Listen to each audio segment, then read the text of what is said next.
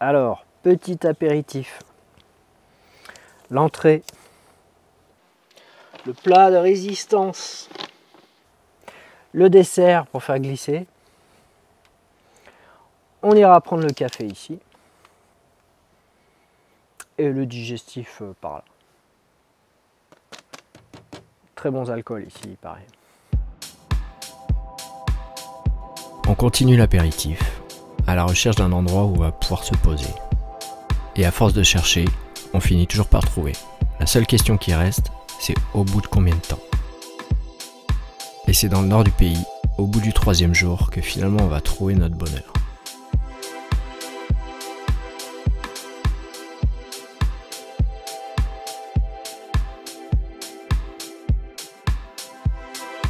Il est temps pour nous de profiter et de se reposer un petit peu. Et cet endroit reculé s'y prête parfaitement.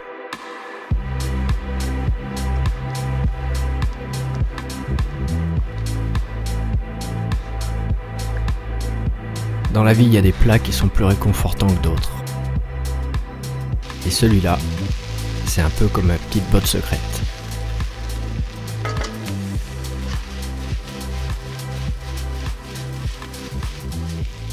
J'en fais toujours des versions légèrement différentes.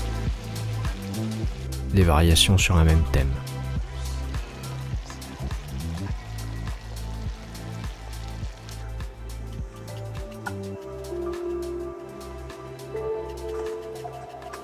Le glouton s'en remet à son flair. Carrie espère que son appât va attirer le glouton. La tension est à son comble.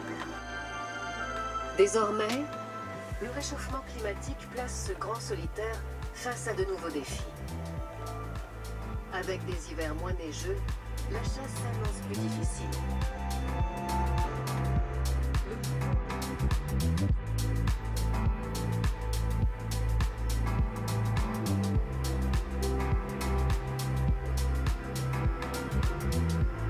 Ça c'est mon pense-bête, parce que quand j'enregistre la voix off, pour pas qu'il y ait de bruit de fond, j'éteins le frigo. Et ça m'est arrivé plein de fois d'oublier de le remettre en marche.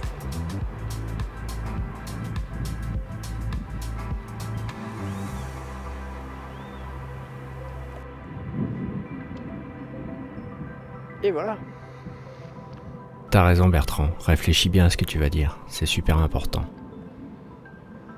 On vient de passer 4 jours ici, au nord du Danemark. Petit endroit très sauvage, vraiment super cool. Les camping-cars et les vannes sont autorisés, a priori, hein, puisqu'il y en a quand même pas beaucoup, mais quelques-uns. J'ai vu qu'on pouvait rester a priori plusieurs jours ici, que c'était toléré.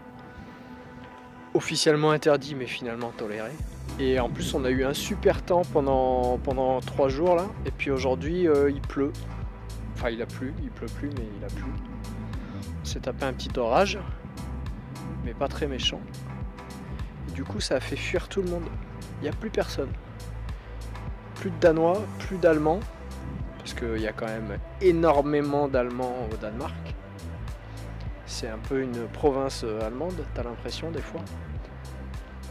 Et du coup, il reste 2 vannes ici, mon van là, et un van tout au bout là-bas.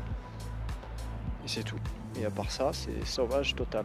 Et ça nous aura fait un peu plus d'une semaine finalement. Mais c'est vrai que cette histoire de camping interdit, c'est un peu compliqué quand même.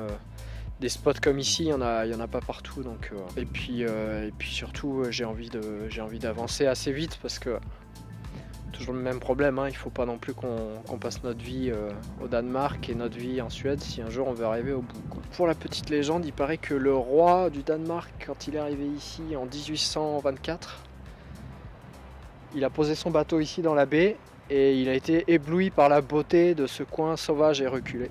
Et il a dit que c'était le plus bel endroit de son royaume. Donc j'ai pas vu tout le royaume, mais c'est vrai que c'est joli ici.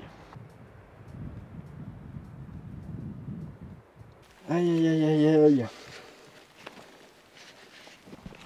Et ben voilà, quand tu oublies tes chaussures dehors en pensant qu'il va pas pleuvoir et puis que finalement il pleut.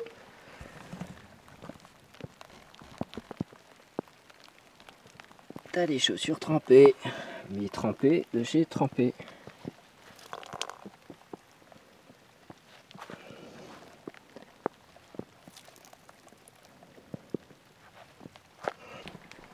Bon, au moins elles sont propres.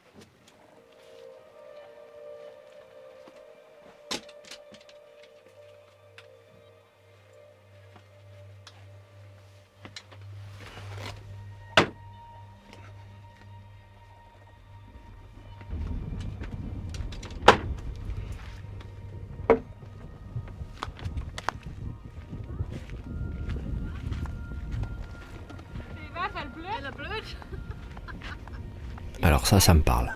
Have a problem? Maintenant que j'ai acheté une pelle, je vais la proposer à tout le monde. I have a shovel, if you want. Oh, yeah, maybe. Non, pas motivé. Pourtant elle est bien ma pelle. Hein.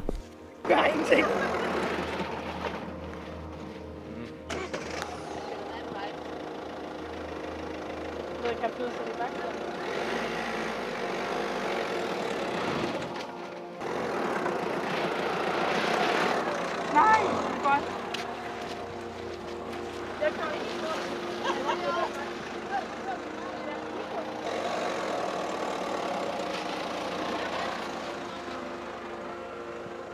Bon, la pelle ce sera pour une autre fois.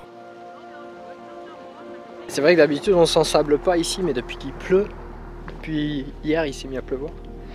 Là c'est vraiment très très mou là. J'espère que moi je vais pouvoir sortir là, d'ici une demi-heure on va essayer de bouger. On verra bien. Petit Argos. Petit Argos il a peur de l'orage. Il veut même pas se promener. Du coup on va y aller direct. J'espère que je vais pas m'ensabler. Normalement il y a un petit passage là ici, il faut que je fasse demi-tour là. Puis que je parte sur le côté.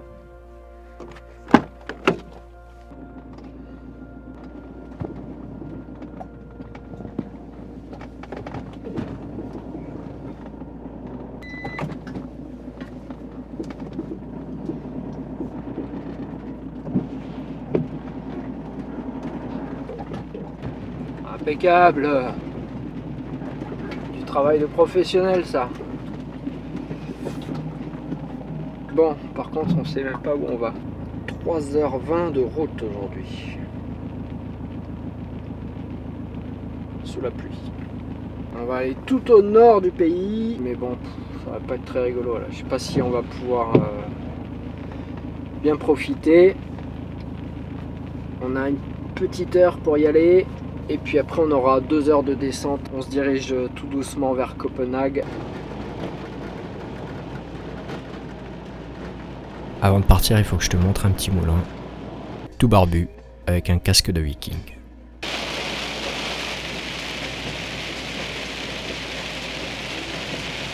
Ça se calme, mais faux espoir. À peine arrivé, 30 secondes dehors, et déjà il repleut.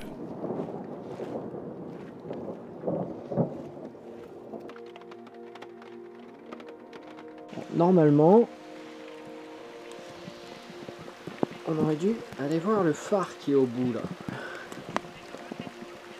Mais il pleut tellement que franchement j'ai la flemme là. Je le sens pas ce plan. On va plutôt continuer notre route. On l'aura vu de loin, ce qui est déjà pas mal. Et puis voilà quoi. Je suis en train de me tremper là. Encore 2 heures, plus de 2 heures de route là. Donc, on va pas se lancer dans les trucs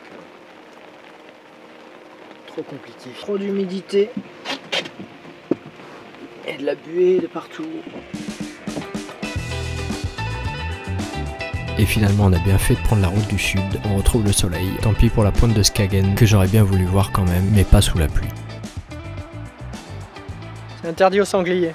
Autoroute gratuite et aire de service sur l'autoroute gratuite aussi. Ça c'est plutôt pas mal. Quand tu as des boutons poussoirs, une petite sangle, histoire de pas pousser toutes les 30 secondes, c'est bien aussi. Allez, hop, plus que une petite demi-heure de route.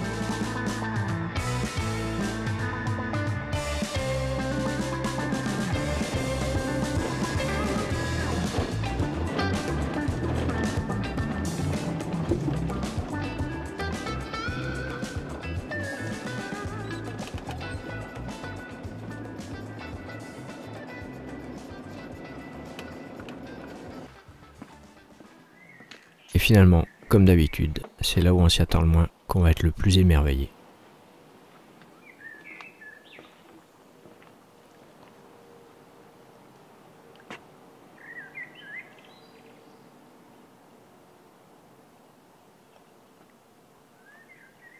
C'est juste magnifique et ultra paisible. Par contre, c'est infesté de moustiques. On va se faire dévorer.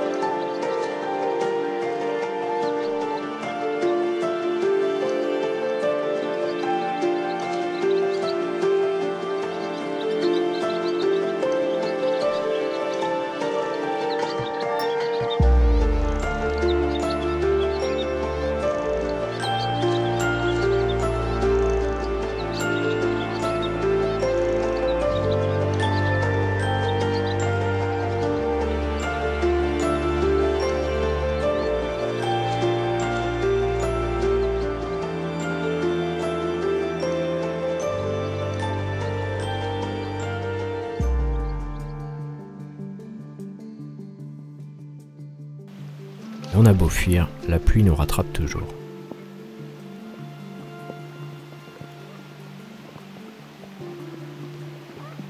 Donald.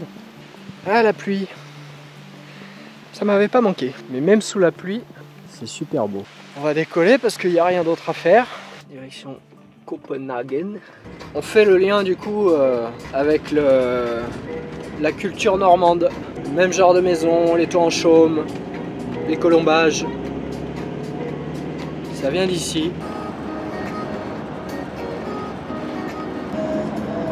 Ah, depuis tout à l'heure, on a des mouettes qui arrivent à contresens là.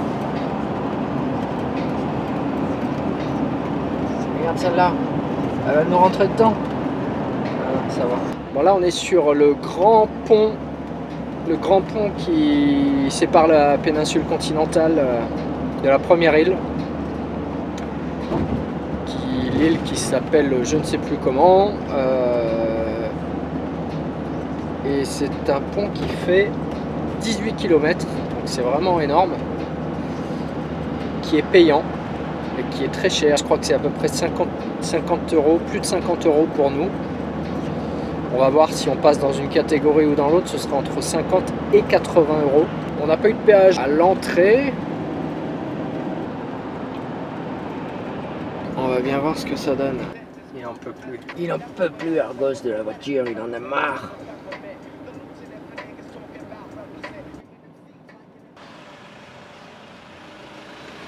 « 375 couronnes. Ah. 52 euros. Les autoroutes sont gratuites, mais ils se rattrapent au moins là-dessus, hein, ça c'est sûr. À mon avis, ça s'est joué à 3 fois rien, parce qu'il y avait les capteurs. Au-dessus de 2,70 m, tu passes sur le montant 80 euros, 85 euros, je crois. Alors, bon, apparemment, je fais moins de 2,70 m.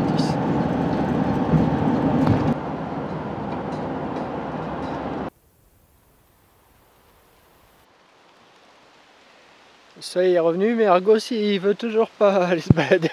Là on est dans une petite forêt dans la banlieue de Copenhague, très sympa pour passer la nuit. C'est un des rares endroits où on peut aussi se promener avec les chiens sans laisse. Donc tout le monde vient avec son chien pour le faire un peu courir. Et alors ça c'est vraiment le truc nordique par excellence. Il y avait déjà ça un petit peu dans le nord de la Pologne et dans les pays baltes. Partout dans les forêts, tu as des endroits qui sont faits qui sont aménagés pour venir faire un barbecue. Des fois, tu as des petits abris pour, en cas de mauvais temps, pouvoir s'abriter même, des petites cabanes. Tu as des toilettes aussi dans les forêts, des endroits avec des bancs pour faire un feu.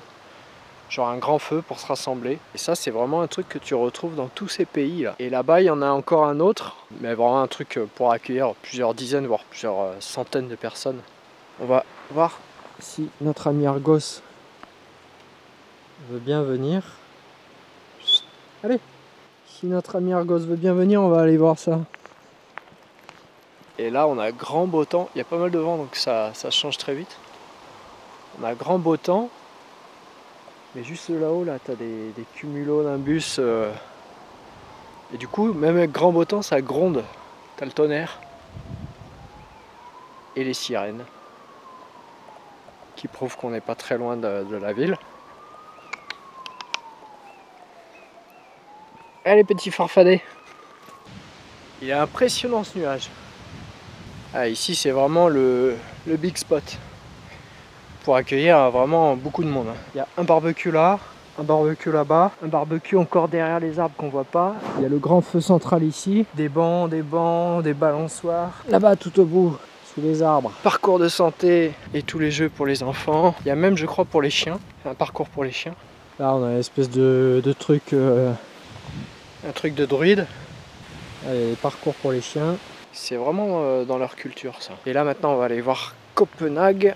Rapidement, puisque c'est sur notre route. Et puis après, on passe en Suède, là, cet après-midi.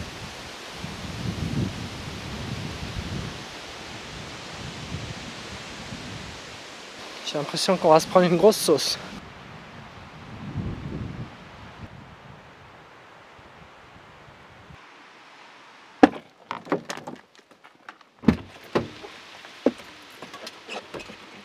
On est revenu juste à temps. Ça se remet à flotter. Ça change le temps ici à une vitesse. Ça me rappelle la Bretagne. Alors, Copenhague. On va aller voir ce que ça donne. Mais avant ça, on a un petit truc à faire.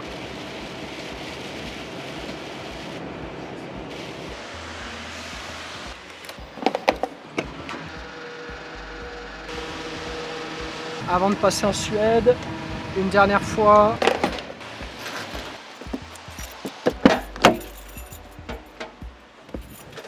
En plus, même ici, depuis que je suis arrivé, l'essence ne fait qu'augmenter là. Tous les 2 jours, ça augmente un petit peu. Donc c'est le moment de faire le plein. Et en Suède, je crois que c'est encore 10-15 centimes de plus par litre. On prend toutes les petites économies. Parce que dans ces pays, si tu fais pas attention, l'addition grimpe très vite. Juste le temps de faire le plein et grand soleil qui revient, alors qu'il y a 5 minutes on se tapait les orages de fou.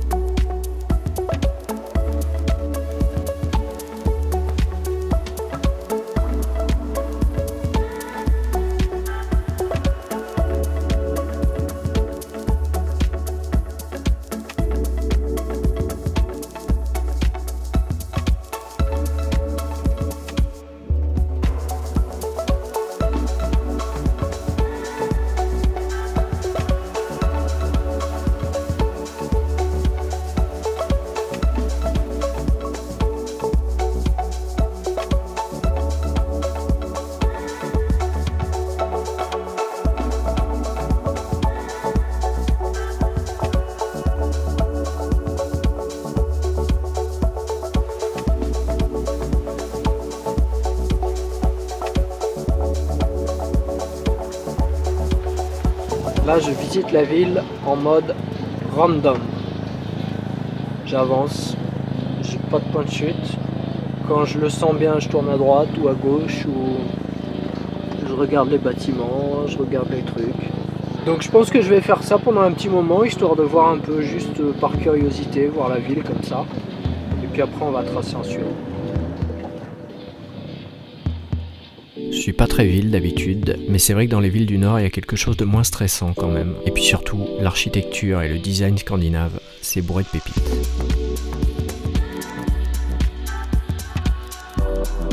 Et ça me fait penser à l'usine dans Charlie et la chocolaterie.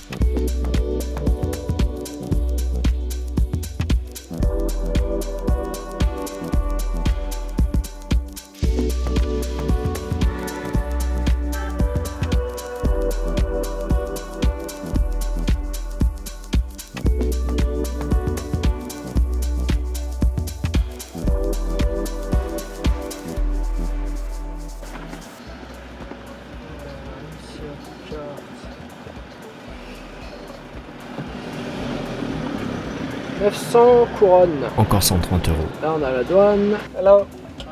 Yeah. You need the COVID. What's in the bag? It's a caravan. It's a camper. All my personal stuff. No person there? No. Okay, thank you. Thank you. Contrôle extrêmement rapide. Juste un petit coup de passeport. Pas de contrôle Covid.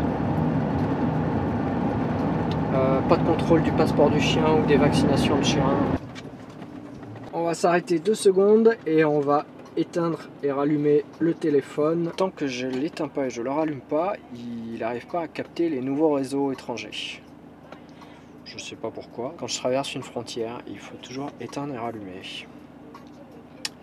Et puis voilà, bienvenue en Suède.